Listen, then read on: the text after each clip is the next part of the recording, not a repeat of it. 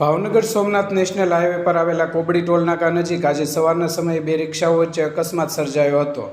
બનાવ પ્રાપ્ત મળતી માહિતી મુજબ એક પેસેન્જર રિક્ષા અને પાછળથી આવી રહેલી બીજી રિક્ષા ચાલકે બેદરકારીપૂર્વક વાહન હંકારી ટક્કર મારી હતી।